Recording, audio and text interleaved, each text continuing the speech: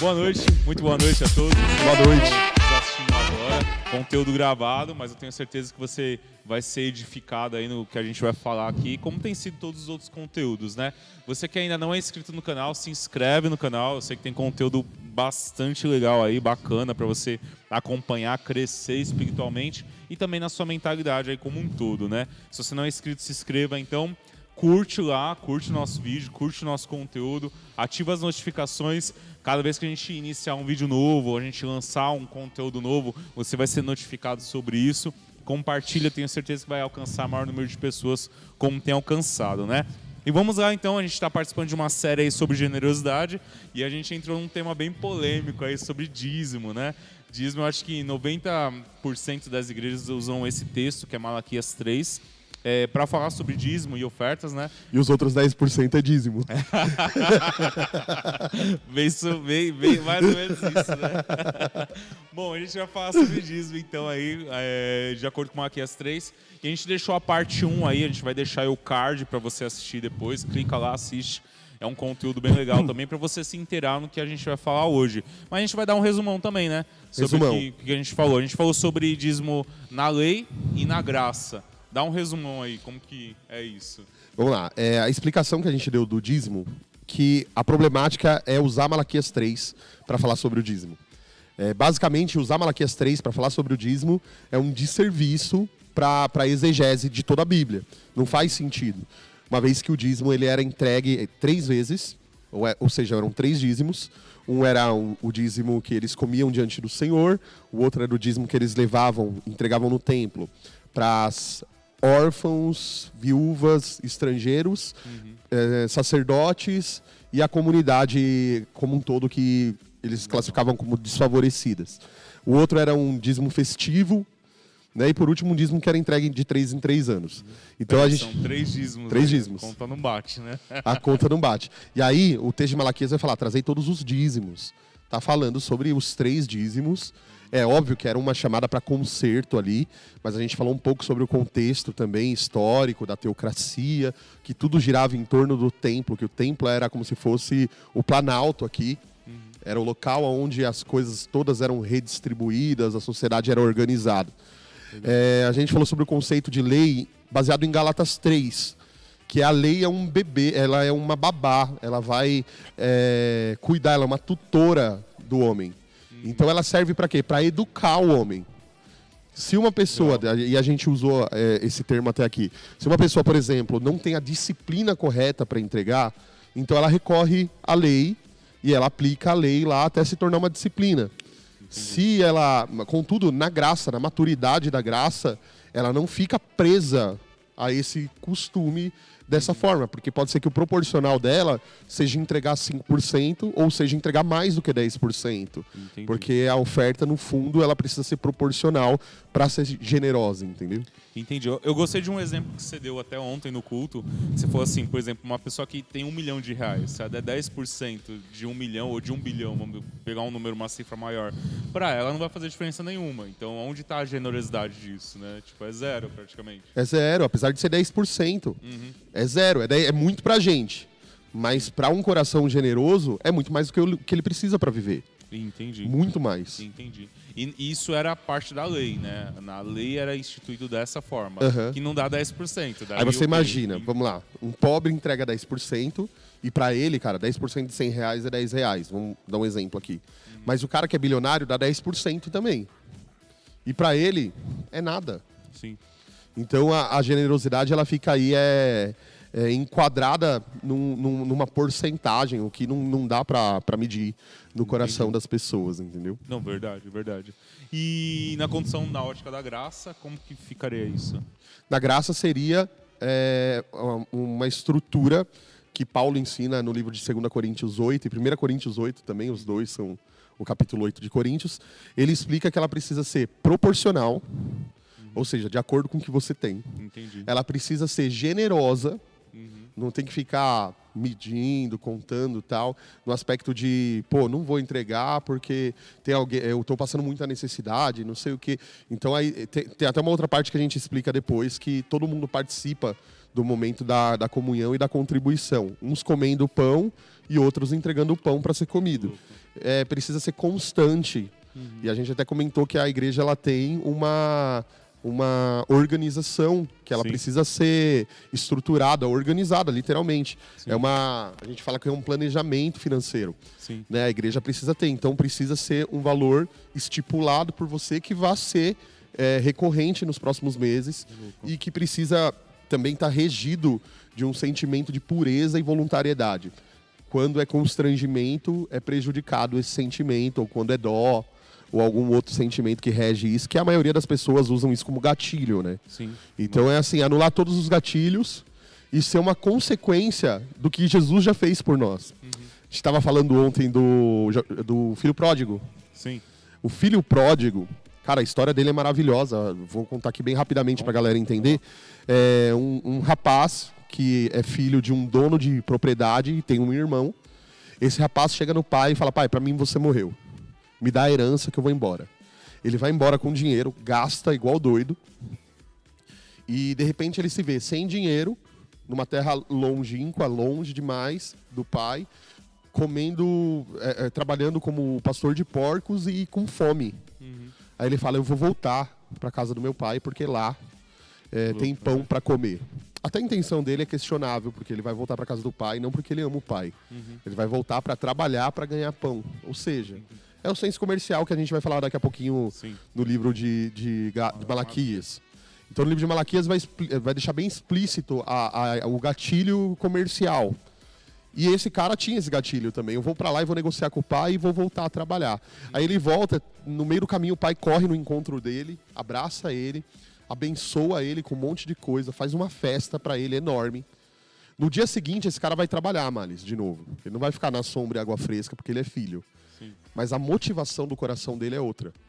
Ele vai entregar o trabalho dele, ele vai querer frutificar, ser honesto, não tocar em nada que é do pai, porque ele está constrangido pelo amor do pai.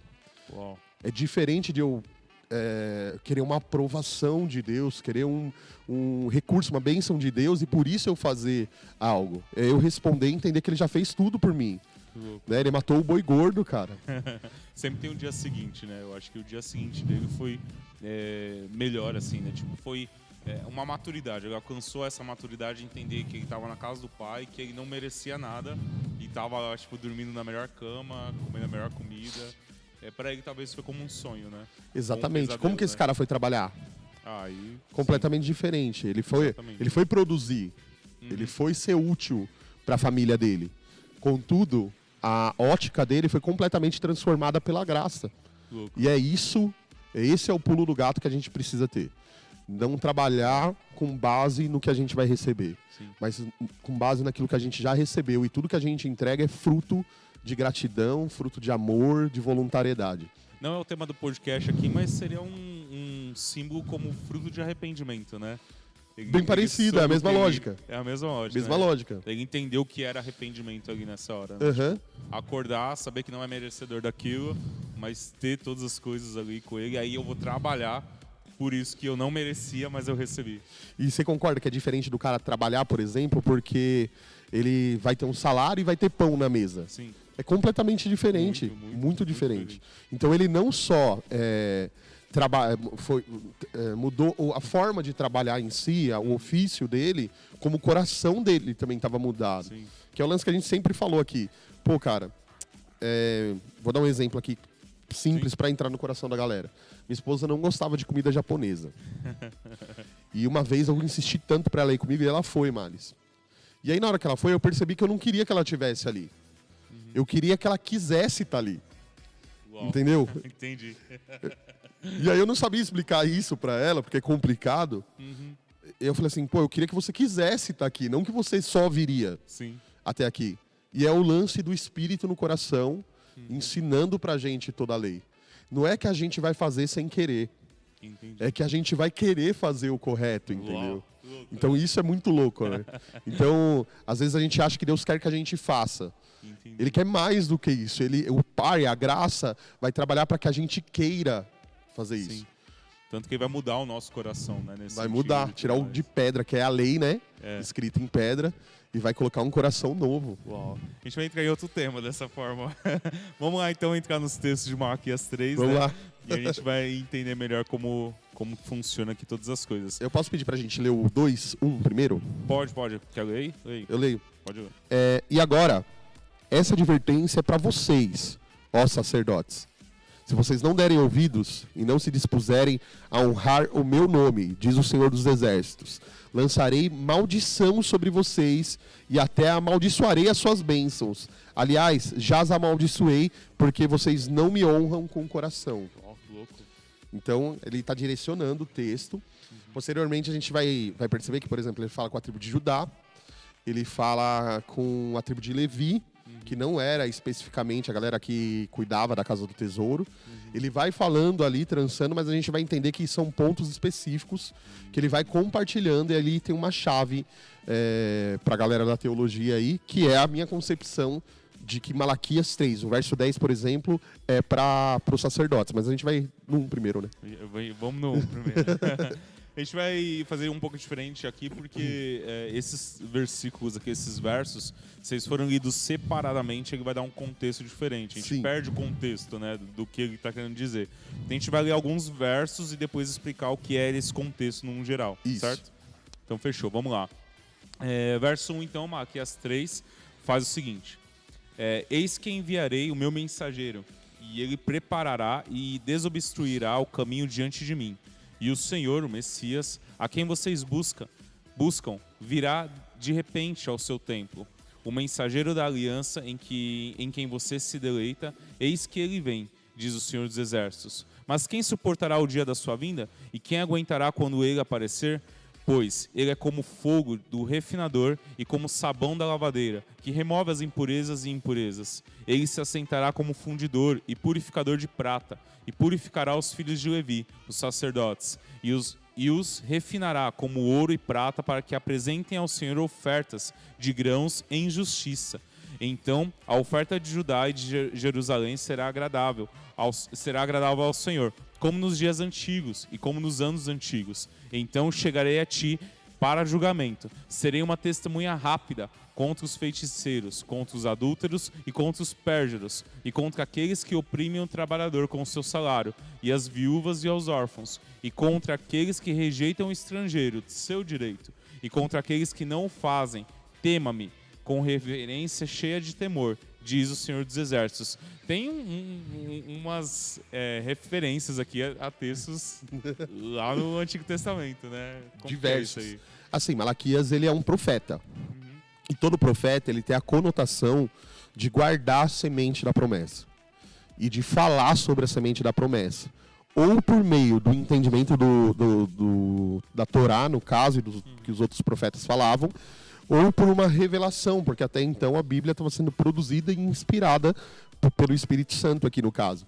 E Malaquias, ele começa então a revelar no capítulo 3, não sobre a estrutura eclesiástica, mas ele começa a falar sobre, por exemplo, João Batista no 3:1, que é o mensageiro que ia aplainar o caminho do Senhor. E João Batista, a gente sabe, a gente teve uma série aqui falando sobre o amigo do noivo, tem inclusive vídeo aí, que João Batista, ele é uma figura da igreja verdadeira. Não é a igreja institucional, é a igreja de Cristo.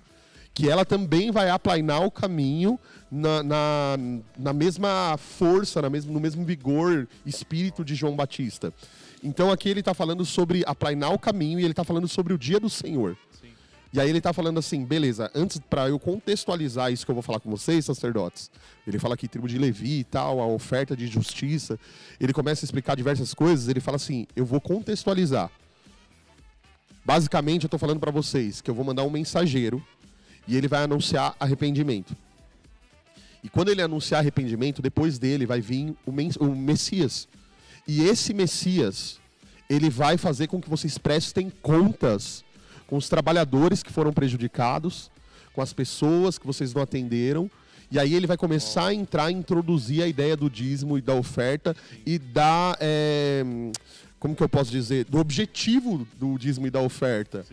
que era justamente atender essa galera que estava sendo prejudicada aí e toda a galera que era desonesta.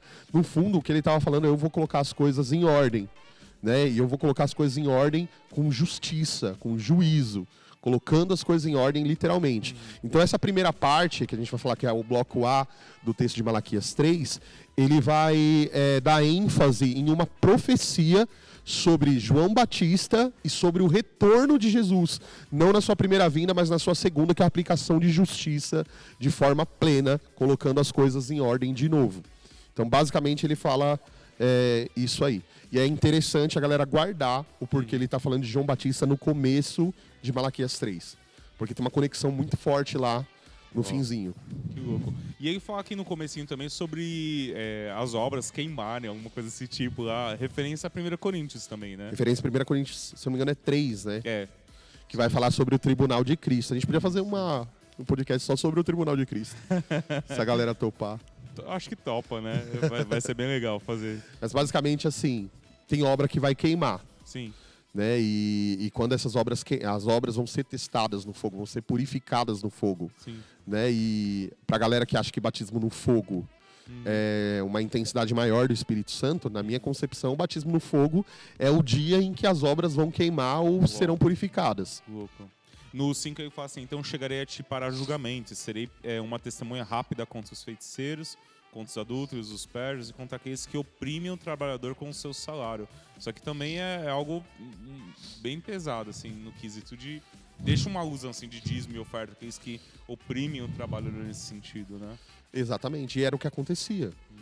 Você pensar na opressão que essa galera, o contexto que eles viviam social, se eu não me engano, eles estavam debaixo de julgo aqui de um império também, estavam tentando reconstruir toda a estrutura espiritual daquela nação, e era muito difícil, porque tinha o âmbito da falta de costume do povo, Sim. da falta de compromisso do sacerdote com o dinheiro público, e tudo aquilo era algo muito ruim para o crescimento, e Deus começa a puxar a orelha dos caras aí, porque não era uma coisa só no tempo, né? Ele falou dos trabalhadores, tal, ou seja, era cultural.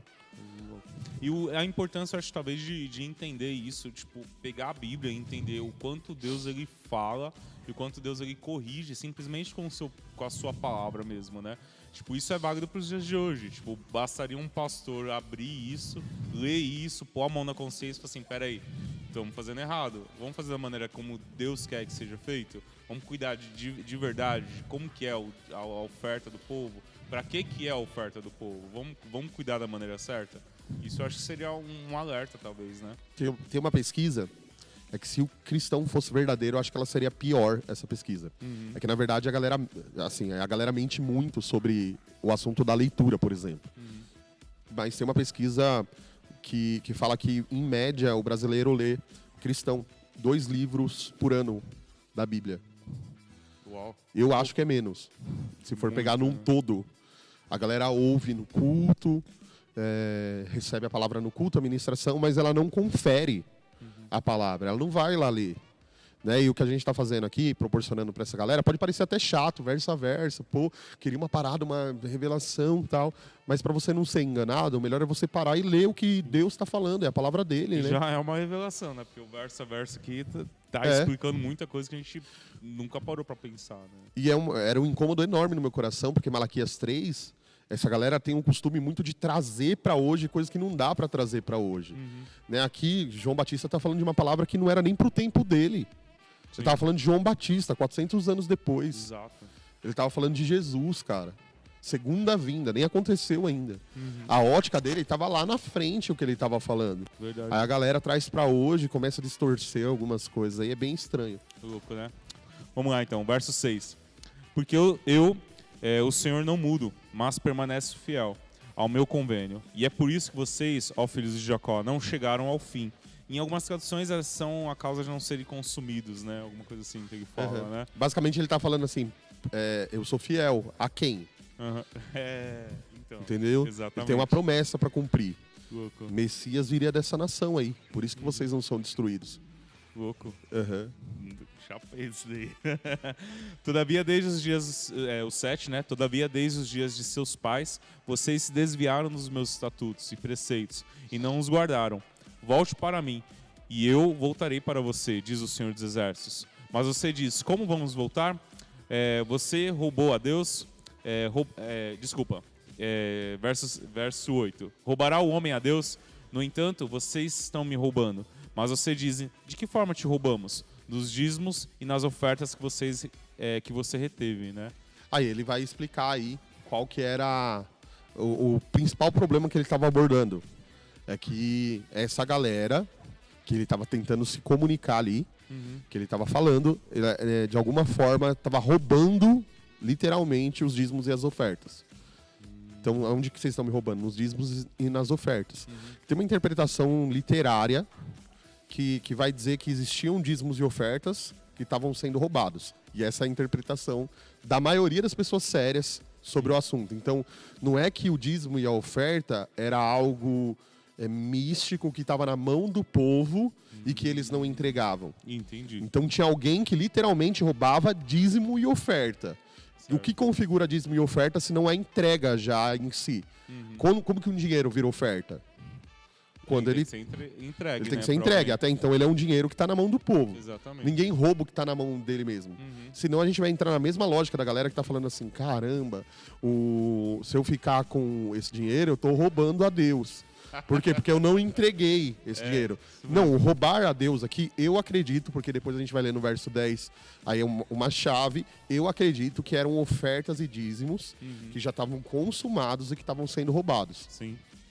Mas vamos lá. Não, vamos sim. Eu gostei aqui do verso 6, quando ele fala assim que eu sou o Senhor, Deus não mudo, né? Vocês são a causa de eu não ser consumidos. E desde os dias dos seus pais, vocês desviaram dos meus estatutos e preceitos, ou seja, volte para mim. É um convite que Deus também deixa aqui, né? O Senhor sempre deixa um convite pra gente voltar, se arrepender e... Tá, beleza, roubou, fez errado, vem cá, vamos fazer o certo a partir de agora? Exatamente isso. Me ouve. Me ouve. Né, virar pra mim é tipo assim, eu tô falando só que você tá de costa. Olha aqui pra mim, eu tô falando com você. Então, eu acredito que dentro dessa perspectiva, ele tá, como é uma palavra profética, ele tá chamando a atenção do povo literalmente. Olha pra mim aqui, vira pra mim. E através da sua palavra, né? Através da sua palavra. Fantástico isso aqui.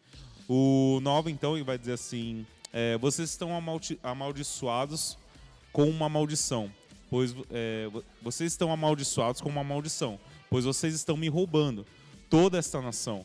Traga todos os dízimos, o 10º, a casa do tesouro, para que haja alimento na minha casa. E prova-me agora nisso, diz o Senhor dos Exércitos, se eu não vos abrir as janelas dos céus e derramar sobre você uma bênção de tal forma que não haja mais espaço para recebê-la. É exatamente isso que você falou mesmo. Ele está complementando o verso 8 e ele está falando para o povo que, por causa disso, tem maldição no meio da galera lá. Porque eles não estavam sendo fiéis à palavra que o Senhor estava dando para eles. A maldição era para o povo inteiro ou só para quem estava roubando? Para todo mundo. Entendi. Porque no fundo aqui ele fala, vocês estão me roubando toda a nação. Toda a nação, em certa forma, está me roubando. Quem não é sacerdote está roubando como? Nos empregados, na viúva, no órfão. É o que ele fala lá no verso anterior. A gente tem que lembrar que é um contexto. Então, como que as outras nações roubavam a Deus? Roubando... tirando o direito do trabalhador, tirando o direito do órfão. Entendi. Então essa galera roubava dessa forma. E como que o sacerdote roubava? Aí ele vai dizer no 10 aí, esse pulo do gato. E uma certa galera usa isso aqui para falar assim, esse é o único momento que Deus pode ser tentado, né? Nos dízimos, nas ofertas. Porque ele fala assim, né? Provai-me nisso, diz o Senhor, né? No dízimo, nas ofertas. Se eu não vos abrir janelas dos céus. No 9, né? Ele fala isso já, né? No 10, desculpa. Traga todos os dízimos, a casa do tesouro, para que haja mantimento na minha casa, e prova-me agora nisso, diz o Senhor dos Exércitos. Se não vos abrir as janelas dos céus e derramar sobre vocês uma bênção de tal forma que não haja mais espaço para recebê-la, né? Exatamente. Vamos lá. Vamos para a parte A do verso, que vai falar, trazei todos os dízimos à casa do tesouro. Sim. E eu acho que aí é a chave para a gente entender com quem ele estava falando sobre o roubo das ofertas e dízimos. Entendi. O verso 10 tem uma contextualização bem legal em Neemias, capítulo 10, versículo 37 e 38. Certo. Vai falar sobre a casa do tesouro. Eu vou abrir aqui. Roubaram Neemias aqui, né? Quer quebra aqui? Neemias 10, 37 e 38. Fala assim: traremos ainda, aqui é uma explicação do funcionamento do templo, tá? Traremos ainda para os sacerdotes e para os depósitos do templo do nosso Deus a nossa primeira massa feita de cereal, moído, e as nossas primeiras ofertas de cereal, de fruto de todas as nossas árvores e do vinho e do azeite.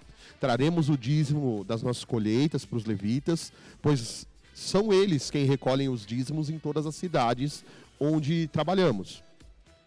E um sacerdote descendente de Arão deverá estar acompanhando os levitas quando esses receberem os dízimos. E os levitas, de igual maneira, devem trazer todos os dízimos dos dízimos ao templo do nosso Deus e à casa do tesouro. Aqui o que ele está falando? Que o povo não tem acesso à tesouraria. Não. Basicamente ele está falando isso. Sim. A casa do tesouro, o povo não chega trazendo dízimo na casa do tesouro. Quem pegava dentro das cidades que eram mais distantes do templo eram os levitas.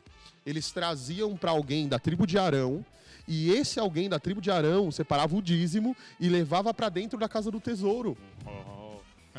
Então trazei todos os dízimos para onde está falando aí? Pra casa do tesouro. Para a casa do tesouro. Quem acessava a casa do tesouro? Os levitas, né? Os sacerdotes. Pô, como que eu vou falar pro povo? Trazei os dízimos para casa do tesouro, é você pegar o seu dízimo e trazer para a igreja. Hoje. É isso. Sim. Não pode entregar o dízimo para alguém que tá passando fome. Porque aqui tá falando, trazei os dízimos para casa do tesouro, é para a igreja. Sim. Porque a casa do tesouro é a igreja na cabeça dessa galera aí. Não sei qual contexto que usa. Traz um contexto que chega a ser deformado num nível enorme. Exato. Então não pode trazer, não pode fazer entregar o seu dízimo, por exemplo, para tua mãe. Por quê? Traz o dízimo para casa do tesouro. É essa a direção que ele está dando. E aí você fazendo isso, você pode provar o Senhor. Então mais ou menos ele está falando assim, você vai entregar aqui e provai-me nisso, né? Então aí, então eu vou entregar e Deus fica obrigado a me abençoar. É, isso aí. E ele ficou obrigado a fazer o quê por mim? Repreender a boca do devorador, derramar bênção sem medida sobre a minha vida. Sim. Aí a gente pega a lógica que eu falei ontem, que o reino tem uma lógica e que o mundo tem uma lógica. Que o reino tem um rei. O reino de Deus tem um rei. E é Yeshua, Jesus. E o reino do mundo tem um rei, o príncipe desse mundo. Sim. Que tem os seus súditos, um deles é Mamon. A lógica do mundo é mercado. Então eles pegam uma lógica mundana, secularizada, entram na igreja e falam o seguinte pra galera: olha, vocês têm que trazer o dízimo aqui pra casa do tesouro, porque aqui é a casa do tesouro. E aí vocês podem provar Deus, porque vocês estão fazendo negócio com ele, cara, é um contrato assinado. Você entrega 10%, ele tem que repreender o devorador. E aí os outros 90% estão protegidos, é um seguro. Que nem o nome de Jesus expulsa o devorador. Sim. E aí, medo é um gatilho excelente pra você conseguir tirar algo de uma pessoa. Como que os caras torturam pra tirar a informação de alguém? Medo. Medo é a maior ferramenta que Satanás usa pra afrontar uma pessoa. Pastor, você tá dizendo então que Malaquias 3, Deus está usando uma técnica pra colocar medo no povo? Não, eu tô falando que o seu pastor talvez esteja descontextualizando tudo. É o que Deus disse aqui. Só que a forma que ela é aplicada dentro da igreja não é o que ele está dizendo. Sim. Então, pegando o que ele está dizendo aqui e mudando completamente a ênfase do que ele está dizendo. Aí fala assim, então você entrega, senão o devorador vai destruir. E o devorador é um demônio, tá? Não é um gafanhoto. Um inseto, Né? É um inseto aí que comia a colheita da galera. Que tinha um cunho espiritual, porque você percebe que o gafanhoto era liberado por causa da avareza do povo. Sim, com Tipo, certeza. desgraça pouca não existe. Né? Uma desgraça chama outra desgraça. O povo era avarento, a avareza traz fome, e aí quando plantava e ia colher ainda destruía. Exatamente. Aí ele fala, por vossa causa repreenderei o devorador. Então entrega o dízimo na casa do tesouro, porque os seus outros 90, o demônio, o devorador, não vai comer ele, né? Ele come dinheiro. E abrir a janela do céu sem medidas. E aí pega um outro gatilho chamado, que é o gatilho da ganância, que vai falar, é um negócio, cara. Eu entrego 10%, ele protege 90% e ainda derrama bênção sem medidas, que provavelmente vai ficar lá em 100%, 200%, vai ser muito maior. De valores, daí. Muito melhor. Então, a pessoa ela entrega porque ela ama, porque ela tá na graça e ela entende que Cristo morreu na cruz por ela, que o Pai deu tudo que ela não merecia e agora ela acorda para trabalhar, para ser uma bênção para a família dela, para ir dormir no outro dia falando, caramba, missão cumprida, cara. Eu tô respondendo à obra de Cristo, ela tá entregando porque, pô, eu amo dinheiro, né? Então vou entregar porque eu amo tanto dinheiro que eu quero ele multiplicado na minha mão e protegido. Sim. Né? Então, você pode estar entregando. Tá agradando a Deus? Acho que não. Exatamente. Porque o que alimenta o coração de Deus não precisa de dinheiro. O que alimenta o coração de Deus é o entendimento da graça dele, cara. A intenção do coração ali também. A intenção. Exatamente. Literalmente a Você intenção. falou duas coisas que, na minha caminhada com Cristo, foi muito, vamos dizer, foi muito forte para eu poder tomar uma decisão de mudar assim, completamente o lugar que eu estava frequentando e tudo mais. A primeira é a questão do sangue de Jesus não ser completo para todas as coisas. Eu precisar de um dízimo para que o sangue de Jesus pudesse ser completo. Então, praticamente eu anulava a cruz, né? Porque na cruz ele já pagou o preço por tudo, tanto pecado quanto, enfim, ele conquistou todas as coisas na cruz, né? Tem todas essas promessas, né, descritas na Bíblia sobre a cruz. E a segunda é porque a gente tira a generosidade de dar com alegria, né? Dá com alegria, dá com generosidade. Deus ama quem faz isso. Deus ama quem dá com liberalidade. Tipo, aí é onde eu coloco essa. Onde fica Malaquias e onde fica esse texto? Não tem como. Não encaixa. É incompatível. E é louco isso que você tá falando, Malice, porque dentro de tudo isso, talvez o cara tenha medo de você virar um vagabundo e tal. No outro dia, o filho pródigo levantou e foi trabalhar. Ele teve que fazer as coisas que ele estava fazendo, que ele trabalhava antes.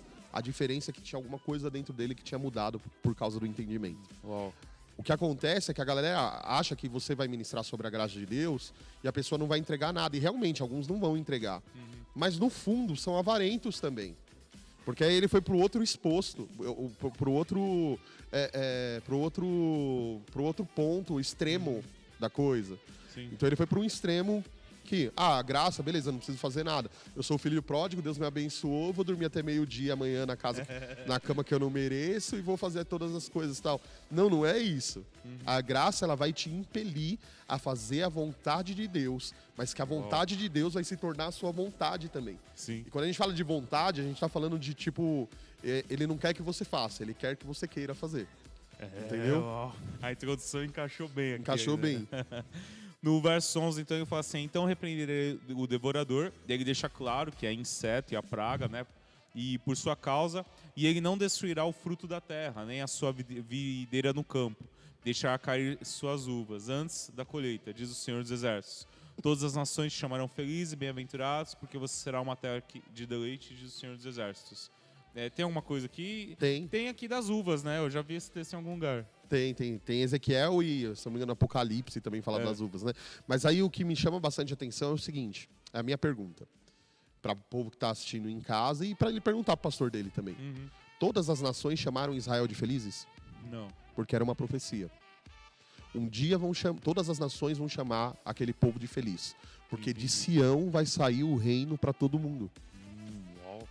A galera não... Aí como que vai contextualizar isso com a igreja? Todas as nações chamam a igreja de felizes? Não. Então Deus não é fiel na palavra dele. Porque se a igreja entrega o dízimo, né? Como que a igreja entrega o dízimo e vive Covid? Teve irmão da igreja que morreu, velho. A praga pegou. Então, alguma coisa aí não tá certa. Tem alguma mentira aí que Deus logo jogou na cara. E aí a gente tem que entender a ênfase de um profeta. A ênfase de um profeta não é a moralidade em si, mas é a semente da promessa, que é Jesus. Que sempre vai ter, a profecia sempre vai ter uma conotação de apontar para a cruz de Cristo ou para o retorno de Jesus e seu reino. Sempre vai ser isso. A moralidade do povo e todas essas correções são o que o profeta está falando para que seja corrigido, porque tá passando por ali algo que é muito santo, que é muito real, tá permeando a história deles. Entendeu? Entendi. Então, a ideia, a ênfase na moralidade, num comportamento em si, é um erro teológico do tamanho do mundo. É um erro de teologia bíblica do tamanho do mundo. Porque a Bíblia é uma história só. Né? Verdade, Ela não é a verdade. história do dízimo em Malaquias, depois a história do templo em Ageu, e depois a história de não sei o quê. Não, é a história de Jesus passando por meio de todos esses profetas. Sim.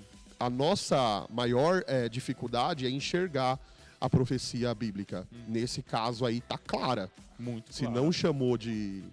Todas as nações não chamaram aquela nação de feliz, Deus não mentiu. Em algum momento da história vai chamar. E aí já estava apontando lá no primeiro versículo sobre João, né?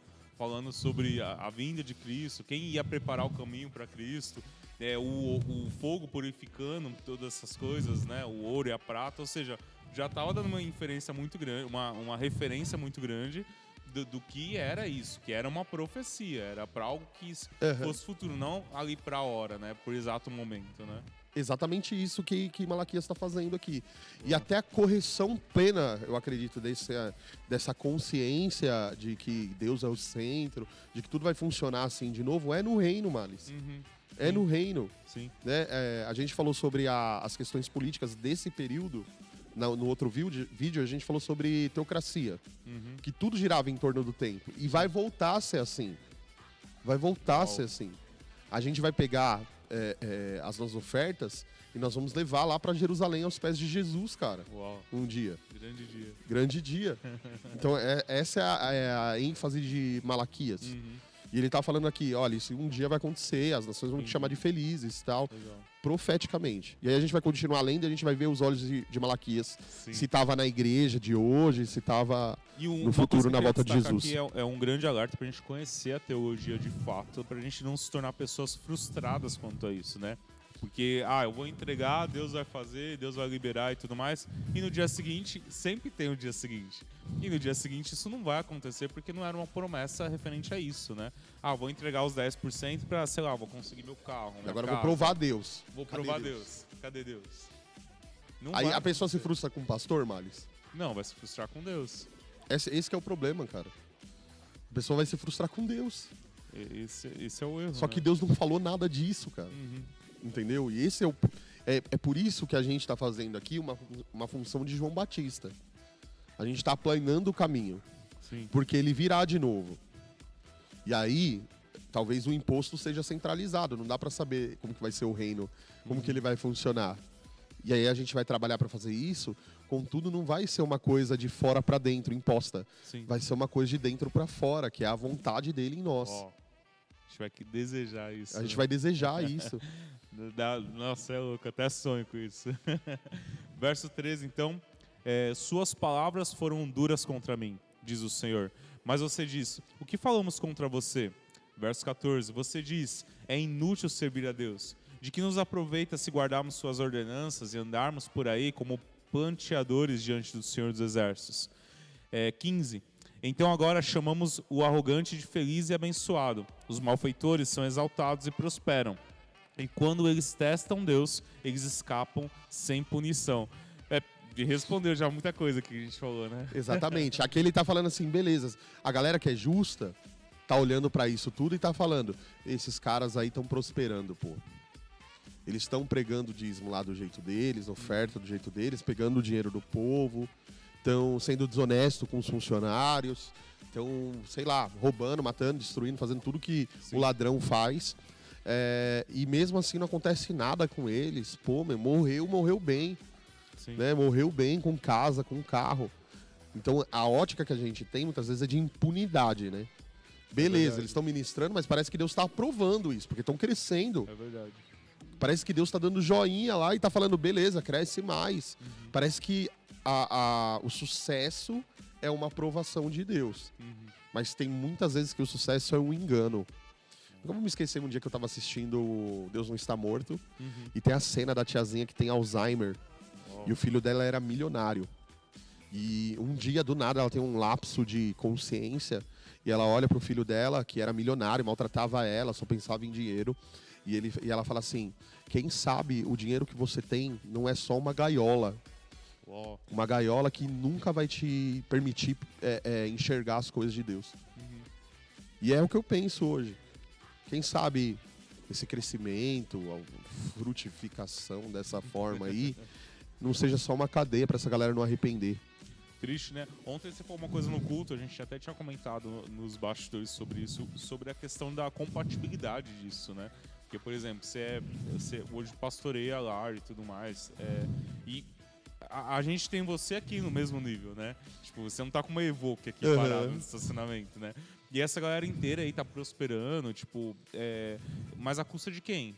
Né? Tipo, é incompatível, porque você, por exemplo, pega lá o dízimo que é 10% e tudo mais, tem que ser de uma maneira com que a comunidade se sirva disso, né, e tudo mais, mas essa galera toda enriquecendo e tudo mais, e aqui o verso 13 e 14 falando sobre isso. E aí, do que adianta a gente entregar o dízimo? Estamos clamando aqui para Deus abrir as janelas dos céus, não tá abrindo, não tá acontecendo, mas o cara que é líder lá tá... Pra ele abriu, né? Pra ele abriu. Se pra ele abriu, pra ele não abre, por quê? Deus não existe. O dízimo nesse formato, nesses moldes, beneficia só o topo da estrutura faraônica.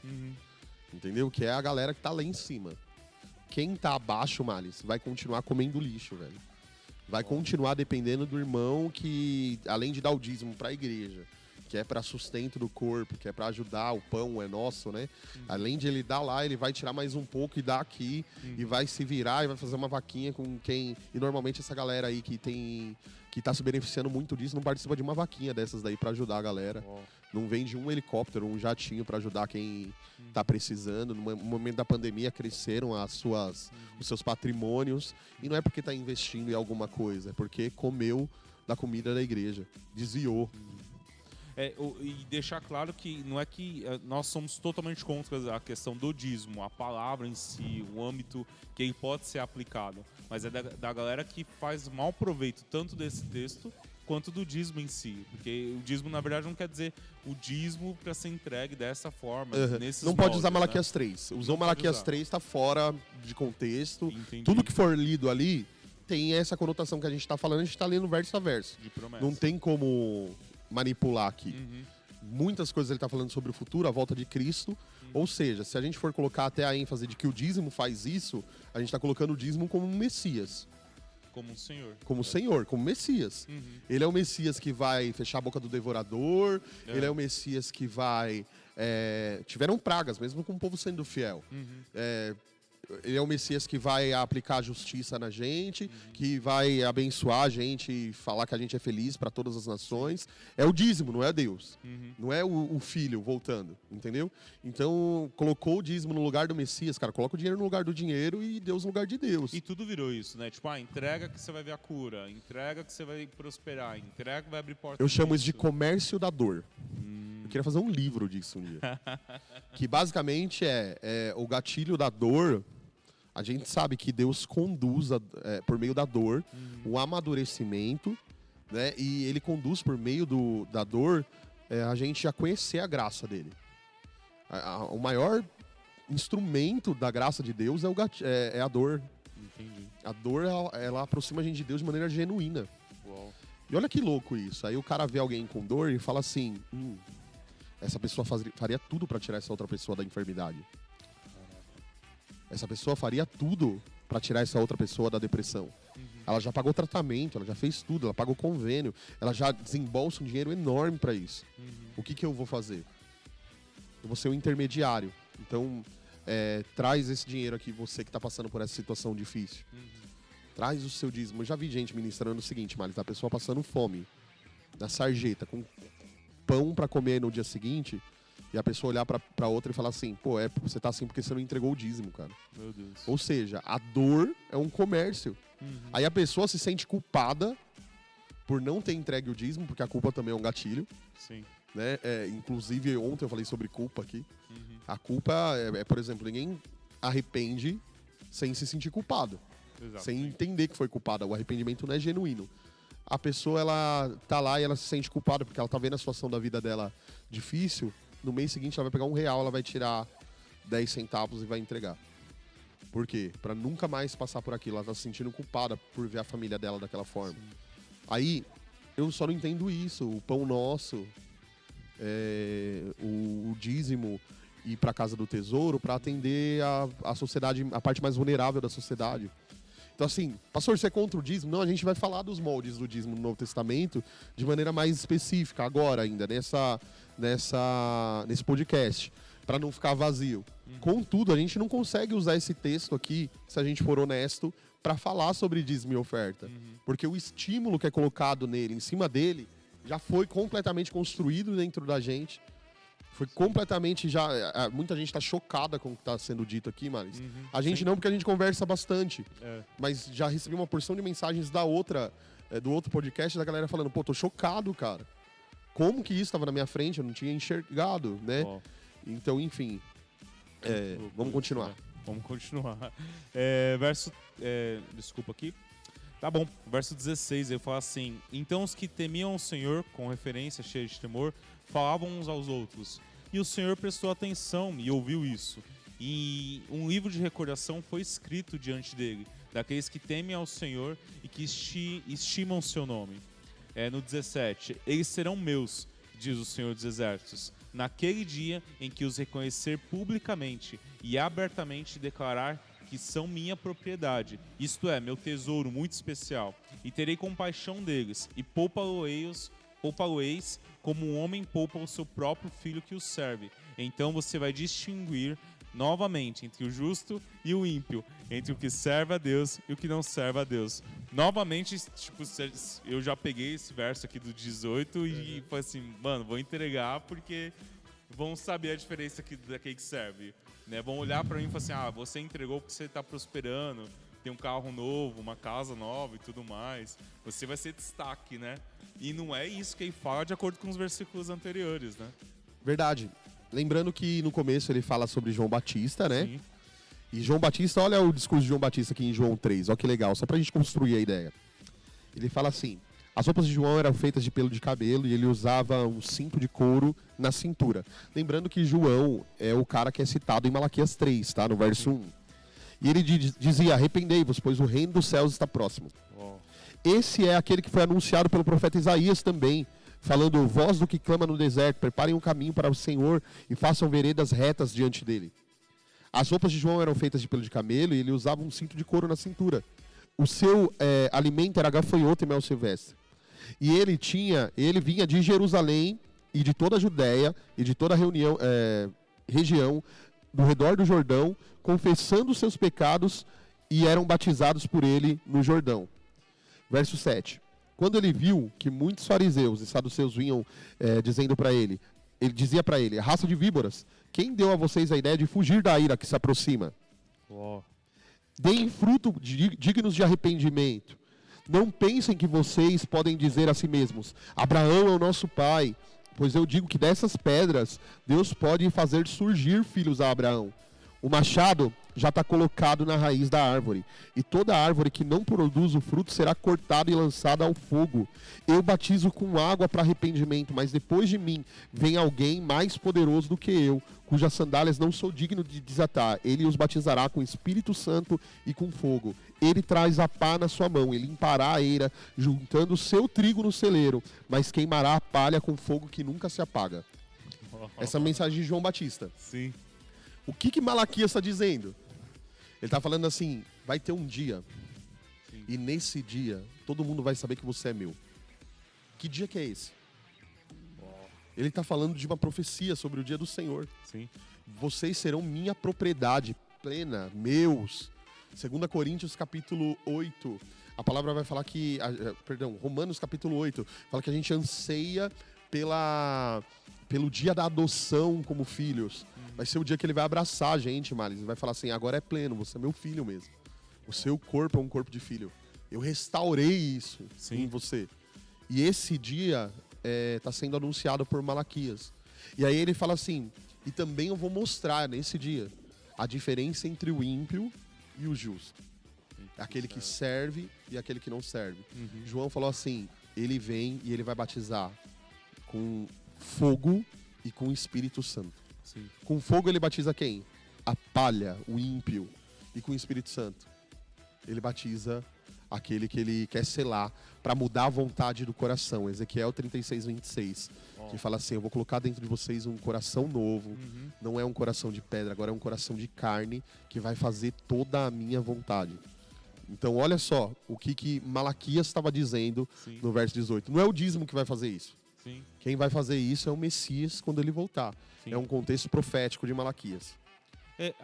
Talvez o contexto, o dízimo, na verdade, só entrou na jogada porque o pessoal estava roubando realmente da Casa do Tesouro. O pessoal não, os sacerdotes, né? Era um meio de consertar e mostrar para eles. Mas o foco central, como a Bíblia inteira mostra, não era isso. Não, o foco central era a promessa e a vinda do Messias. Exatamente. Diferente, por exemplo, as cartas de Paulo, onde ele está instruindo a igreja como viver nesse período que é entre a morte de Cristo e a ressurreição dele e a volta dele. Aí Paulo está ensinando como a gente vai viver nesse período. Exatamente. Ou 2 Pedro 3, que ele fala assim, vocês vão viver de maneira piedosa. Ele está falando de generosidade ali. Vocês vão viver de maneira piedosa, aguardando a vinda do Senhor. Ou seja, para que é essa generosidade? Para fazer com que a gente aguarde a vinda do Senhor. E para que a gente apresse a vinda do Senhor. Ou seja, a piedade vai fazer com que a comunidade seja forte e que ela envie missionários para apressar a vinda do Senhor. E essa é a forma que a gente vive nesse período. A gente vai dizer que são os últimos dias, né? Então, nesse período, a gente vive como? Aí Paulo explica, e aí é essa parte que eu quero colocar aqui, o meu coração, a forma de como que a gente faz hoje, como que a gente trabalha hoje. Eu quero que vocês abram em 2 Coríntios 8, o capítulo 8 de 2 Coríntios, e o versículo 1 fala assim: Agora, irmãos, querendo que vocês tomem conhecimento da graça de Deus, na qual ele concebeu as igrejas da Macedônia. Olha que incrível isso, mano. No meio de uma severa tribulação, a grande alegria e a extrema pobreza deles transbordaram em uma rica generosidade. Olha que louco isso daqui. Pois eu testemunho que eles deram tudo o que podiam e além do que podiam, por iniciativa própria. Verso 4. Eles nos suplicavam intensamente o privilégio de participar da assistência aos santos. E não somente fizeram o que esperávamos, mas entregaram-se primeiramente a si mesmos para o Senhor e depois a nós pela vontade de Deus. Assim, recomendamos a Tito que, assim como ele já havia começado, também completasse esse ato de graça da parte de vocês. Todavia, assim como que vocês se destacam em tudo, na fé, na palavra, no conhecimento, na dedicação completa, no amor que vocês têm por nós, destaquem-se também no privilégio de contribuir. Em 1 Coríntios, capítulo 8, Paulo também fala de contribuição. Na verdade, as duas cartas de Coríntios, ele está fazendo uma chamada para esse povo contribuir com a obra missionária deles. Mas o que me chama a atenção aqui é o que rege essa igreja da Macedônia. Primeiro, a gente entende que o valor da entrega deles, talvez o dinheiro, tô falando o poder monetário que aquela galera tinha, não era grande. Contudo, olha o que regia o coração dessa galera. Primeiro, voluntariedade.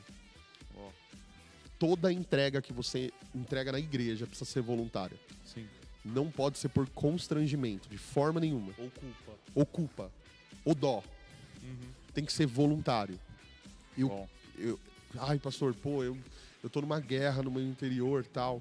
Você vai pedir pro Espírito Santo te batizar, cara, porque ele vai fazer com que você tenha essa vontade. Ele não quer que você entregue, ele quer que você queira entregar. Essa é a voluntariedade que tá dentro do coração de quem tem o Espírito Santo. Segundo, a gente vê aqui que ele pede constância, e em 1 Coríntios capítulo 8, ele vai falar que Deus ama quem dá com alegria. Sim. E que essa oferta ela precisa ser constante. Por quê? Porque há um planejamento financeiro na igreja. Sim. Então, converse com a tua esposa e separa um valor que seja constante e que seja de maneira voluntária. E como tem que ser essa porção? Generosa. Sim. Ela tem que ser generosa. 10% é um bom valor para entregar? Pô, entrega. Agora, se você tem 5 milhões, 10% não é generosidade.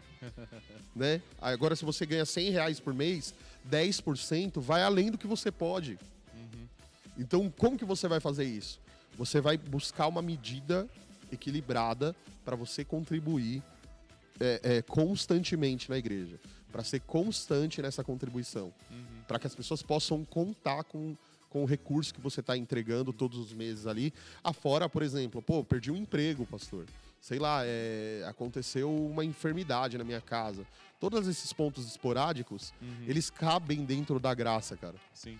Não é aquela parada, não, você vai morrer agora se não entregar o dízimo e tá doente. Sim. Na verdade, você tá doente porque o diabo quer tirar a sua oportunidade de entregar o dízimo. Então, assim, a gente perceber que ele tá regendo ali o coração dessa galera. 10% eu acho um valor adequado, mas não para nisso, porque às vezes você entrega 10%, qual que é a sensação do dízimo? Missão cumprida. Então você vai lá, entrega os 10%, aí do teu lado você vê um vizinho que tá passando fome. Mas você tá bem, sabe por quê? Você entregou seus 10%. Tá tudo certo com você. É o senso de justiça, né? Senso de justiça. Você tinha uma responsabilidade sua. Entreguei os 10%, beleza, não preciso fazer mais nada. Né? Ou a culpa, né? Eu preciso entregar, porque senão vai vir um devorador aqui na minha casa e vai acabar com tudo, né? E aí são esses dois paralelos que a gente tem, né? Exatamente isso, e é prejudicial Sim. pro sentimento genuíno da igreja. Então Paulo ele ensina que tem que ser constante, tem que ser voluntário, tem que ser com alegria. Tem que ser generoso. Né? Tem que ser generoso. E tudo isso vai reger o sentimento de toda a entrega no Novo Testamento. Ninguém obrigava a galera a trazer tudo pro altar, Males. Não Ninguém mesmo. obrigava. Tem um texto que eu gosto muito, na verdade, e sempre vi ele de uma outra forma como ele sempre foi pregado, né? Todo mundo prega ele com uma maneira, não dá, entrega, porque senão vai acontecer isso com você. E eu vi ao contrário. Que, por exemplo, Ananias e Safira, né? Que eles tinham uma propriedade, venderam essa propriedade e entregaram e retiveram parte, né? Não entregaram tudo nas mãos dos profetas, né? Ou seja, o intuito era entregar tudo, mas eles retiveram um pouco, né? E aí Paulo pergunta para eles... Pedro pergunta para eles, desculpa. Peraí, não era de vocês? Se estivesse na mão de vocês, não estaria bom? Tipo, agora vocês quiseram vender, venderam, e aí retiveram parte de vocês, achando que entregando outra parte vocês se livrariam, por exemplo, da culpa. Então tá aí, vai morrer. E aí eles morreram, os dois morreram. E aí eu enxergava justamente isso. Pô, era deles, é meu. Tipo, eu não tenho obrigação de entregar. Se eu for entregar, tem que ser por amor, tem que ser porque eu gosto de entregar. Mas não, eles retiveram parte, talvez por culpa e por medo, e por causa disso sofreram consequências. Mas eu acho que talvez seja para explicar e abrir o olho da galera justamente isso, né? Se vai entregar, entrega porque quer entregar. Porque se você retiver na sua mão, vai ser seu da mesma forma. Tipo, não vai vir um devorador matar você, comer o que está dentro da sua casa. Isso não existe, né? É mistificar a Bíblia, vamos dizer assim. E tá aí o segredo, né, Malis? Porque uma vez eu falei aqui no culto, a gente fala da graça e a galera, ufa, não preciso mais entregar. Não é isso que a gente está falando. O que a gente está falando é o seguinte, na graça tem que ser melhor. Porque se você for pegar, por exemplo, Jesus, quando ele falava de lei e graça, ou de lei no período dele ali, como que ele interpretava a lei, ele falava assim, falam que você olhar para a mulher do outro, você está cometendo adultério. Que você se relacionar com a mulher do outro, né, você está cometendo adultério. O ato em si é adultério. E eu estou falando para vocês que olhar é adultério. Olhar e desejar. Ele aumenta o nível.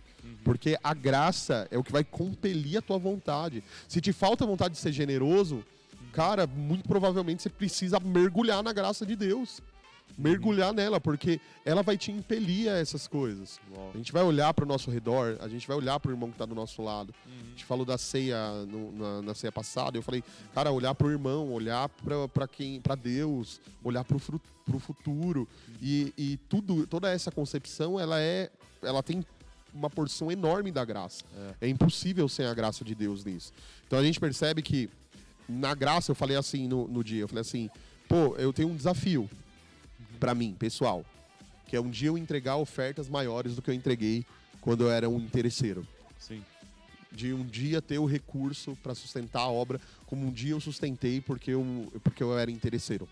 Né? E eu falo sobre a problemática da mensagem, óbvio que tem muita gente que se aproveita, mas todos os gatilhos estão associados ao nosso coração caído.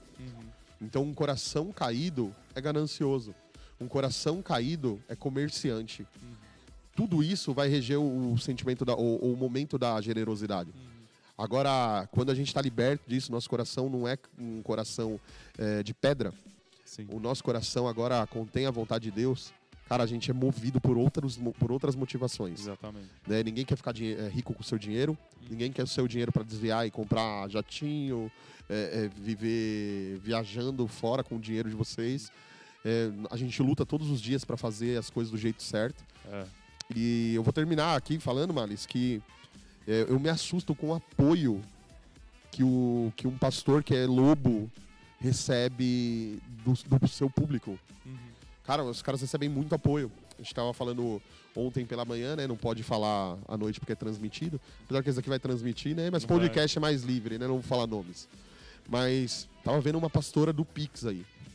O Ministério Público caindo em cima dela porque ela, em semanas, levantou milhões. Meu Deus. Para continuar fazendo o que faz. A gente tem dificuldade de mandar R$500 pro Arthur em Moçambique para comprar comida para eles. E aí, o problema tá na mensagem? Não. O problema não tá na mensagem. Porque talvez se eu fosse a pastora do Pix, a gente teria dinheiro para fazer isso. Mas a gente escolheu não se corromper, a gente escolheu ministrar a palavra, falar da graça de Deus. E contar que a graça de Deus transforma corações, restaura, e que tudo que a gente faz tem base na gratidão da obra de Cristo na cruz. Então, se essa galera apoia esse tipo de pregação, nós temos por obrigação apoiar os verdadeiros, cara. Sim. A gente tem por obrigação. Isso tem que ser uma gana do nosso interior. Pô, essa palavra tem que continuar. Essa palavra tem que ser ministrada para mais pessoas. Exato. A gente estava falando de compartilhar o vídeo. É de graça, pô. É de graça você apertar lá, compartilhar e mandar para 3 pessoas que acreditam em dízimo, de Malaquias 3. Você compartilhar com o teu pastor e falar para ele, me explica aqui verso a verso, a forma que você entende. E você confrontar isso para a igreja ser liberta dessas cadeias aí. Sim.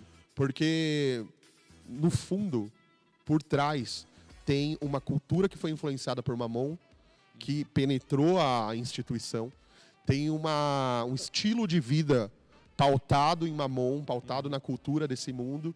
E tudo isso regendo o comportamento da igreja também nesses dias. O que a gente quer fazer? João Batista. Diferente. Não é bonito. É o que a gente está pregando. Tem um projeto que nasceu agora, né? Recentemente em Moçambique. Quer falar um pouquinho rápido dele? Vamos falar. Fala aí, rapidinho. Vamos falar. Olha lá. A gente está trabalhando em Moçambique com o Arthur e com o João. Atendemos 79 crianças lá. Uau. E a gente escolheu não fazer sensacionalismo com essa galera. A gente entendeu que é muito delicada a situação deles, que muitas vezes é sub-humano o que eles vivem lá. E por causa disso a gente ajuda há 1 ano e meio, mas a gente preferiu, só agora, que estruturou um pouco mais, a gente pagou como que eu posso dizer assim, sozinhos, né? Poucas pessoas sabiam dessa frente assistencial, acho que você sabia, e alguns outros irmãos, que tínhamos contato com eles e ajudávamos eles financeiramente. Quando a gente conseguiu estruturar uma coisa um pouquinho melhor, a gente anunciou para a igreja, não para trabalhar em cima de sensacionalismo, para intermediar a captação de recurso, não é essa a intenção. A nossa ideia é fazer com que o Arthur e o João tenham contato com a igreja aqui, né? Que vocês falem com ele. A gente vai disponibilizar o contato deles, que vocês peçam oração para eles, que vocês ouçam eles pregando, ouçam eles cantando, a felicidade, a alegria deles em receber o prato de comida que foi uma oferta que você entregou, né? Que você trouxe. Sim. Que a galera lá não tem talher ainda, Maris. Eles comem com a mão. Com a mão. Eu falei pro Arthur pra gente fazer uma captação de recursos pra gente comprar talher pra galera lá. Sim. Ensinar eles a comerem assim. Mas não é cultural. É cultural. Lá eles comem com talher. Só que eles não têm talher lá. Não tem, vai comer como? Não tem, vai comer como? Come com a mão. Então eles comem com a mão lá, mão suja e tal. A comida bem escassa. E tudo isso serve para mover o nosso coração a propósitos um pouco maiores do que estruturais aqui. Ter irmão aqui também que precisa. Mas lá fora, cara, talvez você não agradeceu a Deus pelo prato de comida que você teve hoje. E a galera lá comeu farofa hoje. Eu tenho acesso às refeições da galera lá. O Arthur sempre passa para mim o que tem, o que não tem, quando tá acabando. E 79 crianças comem da oferta que a gente entrega. A gente parte o pão. A nosso custo aqui é bem alto como estrutura. A gente escolheu um lugar bom para atendermos o pessoal. E agora a gente conta com a graça de Deus. E a gente escolheu o caminho certo, né? De não explorar essa galera, né? Eu acho que vai até um alerta aí tanto para as pessoas aí de outros ministérios, mas do nosso ministério também, Porque a gente tem até um podcast toda segunda-feira que a gente lança, né, contando a história dos membros da igreja, porque a igreja ela não pode ser simplesmente um local onde você vá buscar algo de Deus, mas onde você precisa conviver com os seus irmãos, aprender com eles, né? Saber a necessidade de cada um deles. Por exemplo, vem uma pessoa para a igreja, ouve a palavra, vai embora correndo, mas não se importa em saber o que o irmão do lado está precisando ou está passando. Às vezes a história que tá do irmão que está do seu lado é muito mais comovente ou necessita de um apoio muito maior do que, por exemplo, você simplesmente entregar o dízimo, a oferta, lavar suas mãos e pronto, acabou. Às vezes Deus quer te usar nisso, né? Em ajudar a pessoa que está do seu lado, né? Então vale a pena você conhecer tanto os membros da sua igreja, as pessoas que estão na sua igreja e as frentes assistenciais que a igreja tem, né? Como que eu posso ajudar essas frentes? É um alimento? É dinheiro? Eu posso ajudar só com dinheiro? Eu posso ajudar entregando 1 quilo de alimento? Alguma coisa desse tipo? Posso ajudar pagando a água, a luz, o aluguel? Como que eu ajudo? Se envolver mais, né? Não simplesmente lavar suas mãos e falar assim, pronto, fiz minha parte. Né? Deus você quer vê que mais do que o comportamento isso, né? de mamônico até na frequência na igreja. Exatamente. Pô. Tipo, é vir para bater um cartão, porque a igreja é comunidade.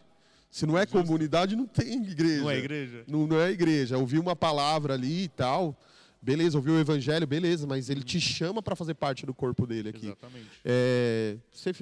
É o que Paulo falou para Timóteo, cara. Ser fiel, cara.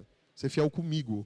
Ele não fala ser fiel comigo de ele prestar uma fidelidade para Paulo, mas de ser fiel junto com ele a Deus, na missão, na obra, né?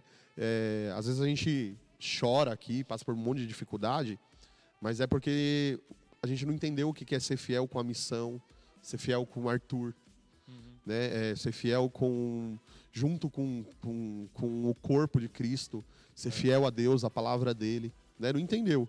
Então acho que ser fiel comigo é tipo, cumpre fidelidade comigo, bate continência para mim, eu sou seu líder. Não, ele tá falando ser fiel junto comigo, a missão, né? Prega a palavra, cara. Basicamente o que eu quero falar para vocês é contribua com a sua comunidade local, seja generoso com ela. Pô, pastor, conheci o trabalho, gostei, procura a gente, não me sinto à vontade de entregar para a instituição, entrega direto pro Arthur, não tem problema, né? Sim. O Mário esteve no começo, você queria entregar uma oferta, você lembra? Lembro. E eu falei assim para ele, Maris, entrega direto pro menino. Foi. Entrega já para Moçambique lá, e já fala com ele, só me passa o comprovante, né? Porque aí a gente tem uma questão de relatório lá com ele, certinho, pra gente não é controlar, mas pra gente ter uma noção de para onde tá indo isso. Sim. Os meninos lá são 10. E a comunidade local também, além da nossa missão, a gente tem uma estrutura aqui, né? Que precisa ser atendida. É o lugar que a gente se reúne, pô. Precisa ser legal, precisa ser bom, né? E a gente sofre para manter isso daqui, mas graças a Deus, né? Que você seja generoso pra gente conseguir ter paz nisso também, né? E engraçado como o dízimo em Malaquias 3:10 reflete muitas coisas, né?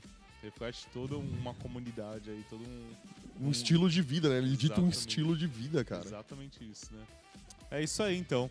Alguma coisa a mais? Considerações finais? Não, zeramos Malaquias 3, né? Acabou a treta. Acabou a treta. Posso ficar em paz, dormir à noite. Pode dormir. Manda pros seus amigos. É isso aí. Então. Arruma uma treta.